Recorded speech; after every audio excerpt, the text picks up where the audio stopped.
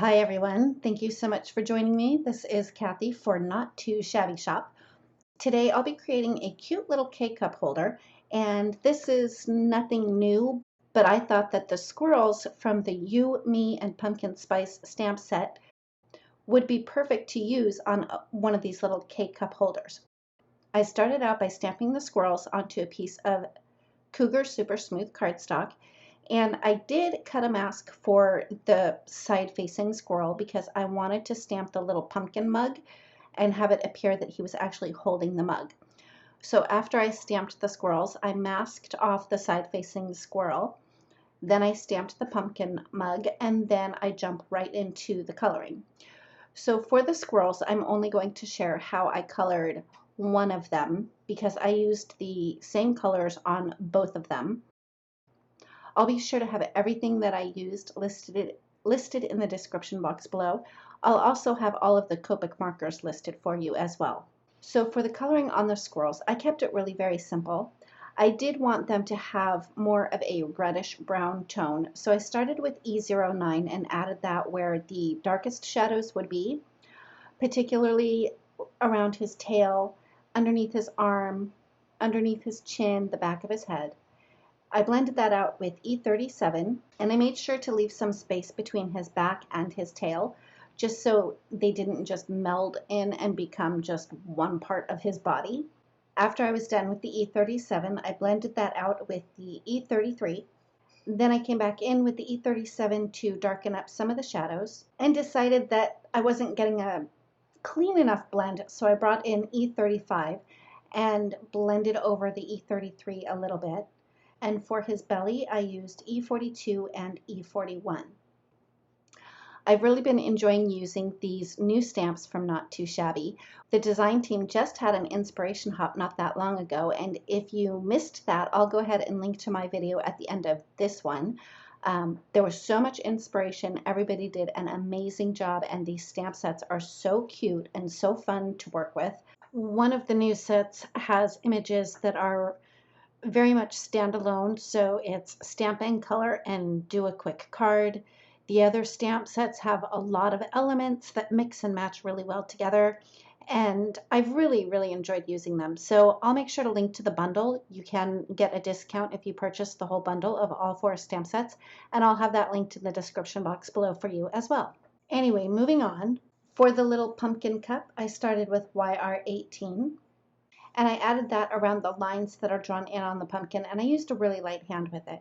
Then I came in with YR07 and blended out the YR18, and then I filled the rest of it in with YR04, and of course that bleached out my YR18, so I came back in with the YR18 just to deepen up those shadows again.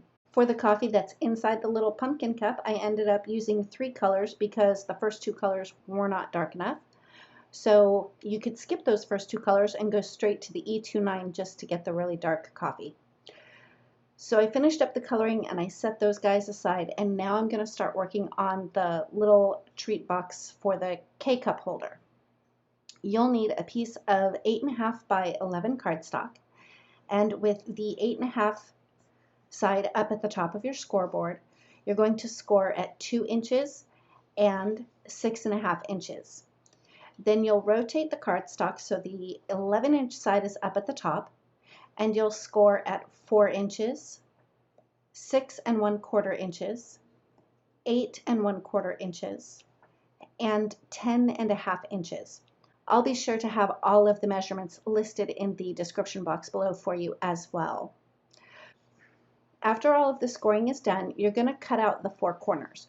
So you have 2 longer rectangles up at the top, and you'll cut those out. And for that, I decided to use my paper trimmer because it does have the wire as a guide, so I knew exactly where it was going to cut. If you use a paper trimmer, you want to make sure that you don't cut past that first perpendicular score line, otherwise your box will fall apart. For the skinny rectangles at the bottom corners, I used my detail scissors to cut those out, just because I didn't trust myself to use my paper trimmer for that. You're going to cut along the 2 score lines on the sides up to the first perpendicular score line. to create the flaps for your box. What I like to do when creating boxes is I do like to cut a little bit of a sliver out at an angle of those center flaps. It just helps the box fold up a little bit more cleanly. So after you have all of those bits and pieces cut apart, you want to fold on all of those score lines and make sure you burnish really well with a bone folder. And after I fold along the score lines in one direction and burnish with a bone folder, my goodness, I am just tongue-tied today. I like to flip it over and then fold again in the opposite direction just to really get a good crease, especially when I'm making a box, because it helps those corners be nice and sharp. On the largest flap up at the top, and that is actually going to be the back of the box, I did use a corner rounder to round those corners. The next thing that I needed to do was cut holes into my little box to hold the K-Cups. So I used a K-Cup and a pencil and drew around the bottom side of it. And I just kind of eyeballed the spacing on this. I really just wanted to get them somewhat even. I wasn't trying to be too perfect with that. And to make sure that I used the right size die, I dropped the K-Cup into my circle die. And I wanted it to go up quite a bit, but obviously not all the way up to the rim. I used some temporary tape to adhere the circle die to the little box, and I ran it through my Gemini Junior. Then I just ran it through again for the other circle. Now I have a Gemini Junior, so I had to fold all of my flaps in to run it through, and I ended up with some impressions on the side flaps, but that's where patterned paper becomes your friend.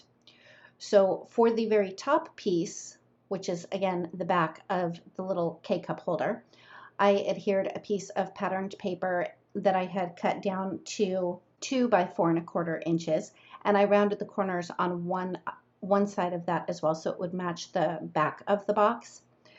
Then to cover up those impressions that my die left on those flaps, I cut 2 pieces of patterned cardstock to 1¾ inches by 2 inches, covered them up, and you can't even tell that they're there. Make sure when you're adhering your patterned paper, once you put your patterned paper on that top flap that's the back of the box, you do have to flip it over and put the patterned paper on the other side because of how this box is going to fold up. I added another piece of patterned paper that measures 1¾ by 4¼ in the section above the holes where the little K-Cups will go. I used some double-sided tape and put that on the flap below the holes for the K-Cups. To put the box together, you want to have the top flap with the patterned paper facing up.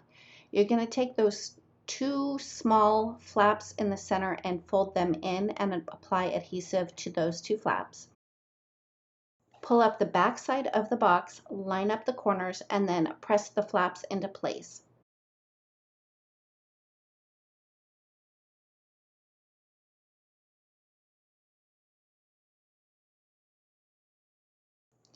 Next, you're going to put adhesive on the flaps on either side of where the holes are cut out for the K-Cups, and you're going to fold the box up, lining up those corners again, and press those into place.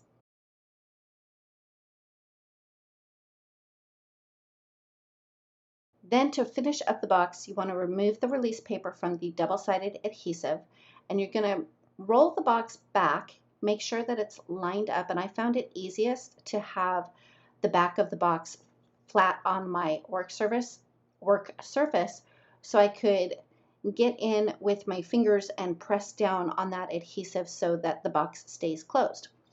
I do recommend that you use a very, very strong adhesive for that back strip just to make sure that your box doesn't pop open. So to finish up and decorate my little K-Cup box, I stamped the sentiment onto a piece of orange wood grain cardstock that I've had in my stash forever, and I die cut it with a heart die. And then I cut a second heart from brown cardstock to put on the back side of the heart just so that it would be neat and tidy from the back side of the box. I used a little bit of double-sided adhesive and played around with the placement for the heart to get it somewhat centered. I put some foam tape on the back of the squirrels. I put them in place, but I didn't press down until I was happy with their placement. And once I was happy with their placement, I pressed them down to make sure that they were stuck really well. I did stamp a sentiment from the Pumpkin Spice Everything stamp set and ran it through my die cut machine with a fishtail banner on the same orange wood grain cardstock. I put foam tape on the back of the sentiment and added that to the front of the box. And that finishes up my project for today. Thank you so much for joining me. If you like this video, please give it a thumbs up. If you've not yet subscribed, I'd love it if you would. And don't forget to ring the bell so you're notified every time a new video is posted. Thanks again, and we'll see you next time.